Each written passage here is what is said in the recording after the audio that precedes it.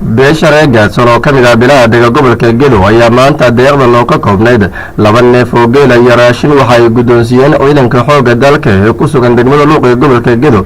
waxaana guddoonsiiyay ugaaska guud ee beesha gaadsan ugaas Cabdullaahi ugaas Umar ugaas Gole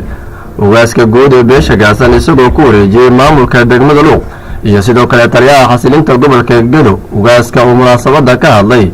ayaa sheegay in beesha ay mar walba garab taagan tahay ciidamada qaranka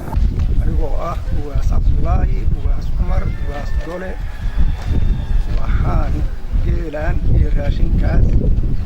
ku martiqaaday degmada iyo gobolka iyo ciidamadaas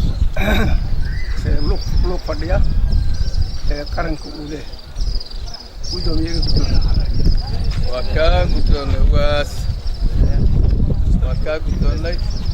gudoomiyaha degmada Luuq Axmed Buule Gareed iyo sidoo kale taliyaha xasilinta gobolka Gedo Bakaal Kooke ayaa ka gudoomiyay beesha reer gaadsan deeqdan ay ugu talagaleen ciidamada qaranka iyagoo ugu mahadceliyay garab istaaga ay u muujiyeen ciidamada xoogga dalka.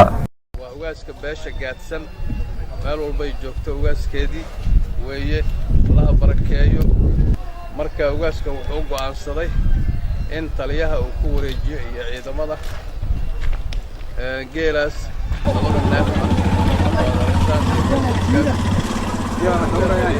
qaranka Soomaaliyeed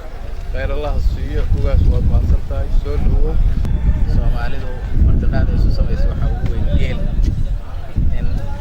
la isku martiqaado waxaan filayaa maamuus midkii ugu sarreeyay oo noo sameeyeen ugaas Cabdullaahi ugaas Umar aad baan uga mahadcelinaynaa munaasabada uu noo sameeyay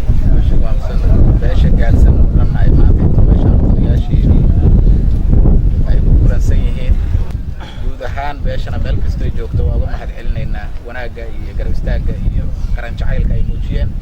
Maxamed Gaafar Bishaar Kaafiyoke warbaahinta qaranka degmada Luuq.